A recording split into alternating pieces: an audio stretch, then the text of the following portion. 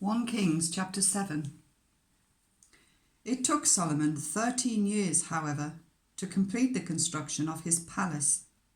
He built the palace of the forest of Lebanon, 100 cubits long, 50 wide and 30 high, with 4 rows of cedar columns supporting trimmed cedar beams. It was roofed with cedar above the beams that rested on the columns, 45 beams, 15 to a row.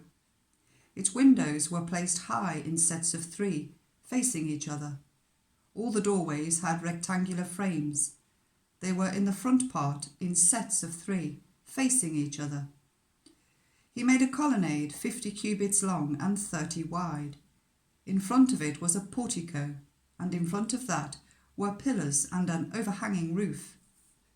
He built the throne hall, the hall of justice, where he was to judge, and he covered it with cedar from floor to ceiling. And the palace in which he was to live, set farther back, was similar in design. Solomon also made a palace like this hall for Pharaoh's daughter, whom he had married. All these structures, from the outside to the great courtyard, and from foundation to eaves, were made of blocks of high-grade stone, cut to size and trimmed with a saw on their inner and outer faces. The foundations were laid with large stones of good quality, some measuring 10 cubits and some 8. Above were high-grade stones cut to size and cedar beams. The great courtyard was surrounded by a wall of 3 courses of dressed stone and 1 course of trimmed cedar beams, as was the inner courtyard of the temple of the Lord, with its portico. King Solomon sent to Tyre and brought Huram, whose mother was a widow from the tribe of Naphtali, and whose father was from Tyre, and a skilled worker in bronze. Huram was filled with wisdom, with understanding, and with knowledge to do all kinds of bronze work. He came to King Solomon and did all the work assigned to him. He cast 2 bronze pillars, each 18 cubits high and 12 cubits in circumference. He also made 2 capitals of cast bronze to set on the tops of the pillars. Each capital was 5 cubits high. A network of interwoven chains adorned the capitals on top of the pillars, 7 for each capital. He made pomegranates in 2 rows, encircling each network to decorate the capitals on top of the pillars. He did the same for each capital. The capitals on top of the pillars in the portico were in the shape of lilies, 4 cubits high. On the capitals of both pillars, above the bowl-shaped part next to the network, were the 200 pomegranates in rows all around.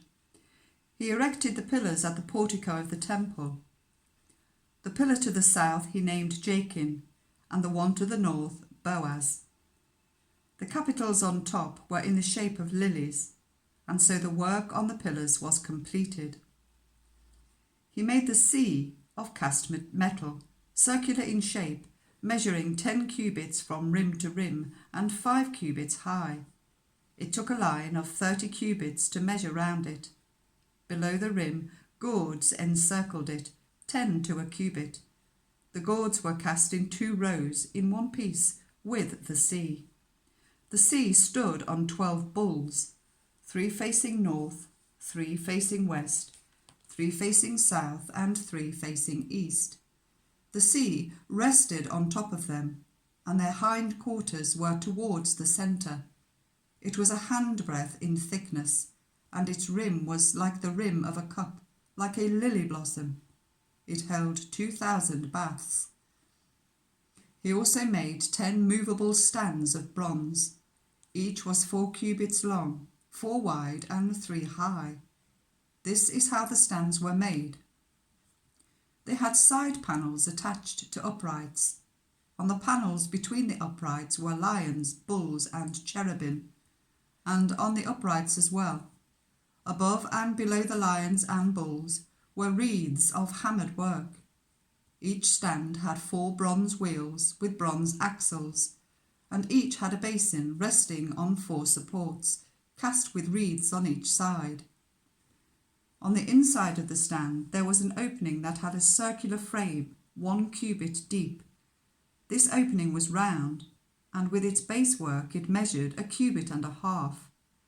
Around its opening there was engraving. The panels of the stands were square, not round. The 4 wheels were under the panels, and the axles of the wheels were attached to the stand. The diameter of each wheel was 1.5 cubits.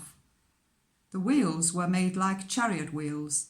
The axles, rims, spokes and hubs were all of cast metal. Each stand had 4 handles, 1 on each corner, projecting from the stand. At the top of the stand there was a circular band 0.5 cubit deep. The supports and panels were attached to the top of the stand. He engraved cherubim, lions and palm trees on the surfaces of the supports and on the panels, in every available space, with wreaths all around. This is the way he made the 10 stands. They were all cast in the same moulds and were identical in size and shape. He then made 10 bronze basins, each holding 40 baths and measuring 4 cubits across, 1 basin to go on each of the 10 stands. He placed 5 of the stands on the south side of the temple and 5 on the north. He placed the sea on the south side, at the southeast corner of the temple. He also made the pots and shovels and sprinkling bowls. So Huram finished all the work he had undertaken for King Solomon in the temple of the Lord. The 2 pillars, the 2 bowl-shaped capitals on top of the pillars, the 2 sets of network decorating the 2 bowl-shaped capitals on top of the pillars, the 400 pomegranates for the 2 sets of network, 2 rows of pomegranates for each network, decorating the bowl-shaped capitals on top of the pillars, the 10 stands with their 10 basins, the sea and the 12 bowls under it, the pots, shovels and sprinkling bowls. All these objects that Huram made for King Solomon for the temple of the Lord were of burnished bronze. The king had them cast in clay moulds in the plain of the Jordan between Succoth and Zarethan. Solomon left all these things unweighed, because there were so many. The weight of the bronze was not determined.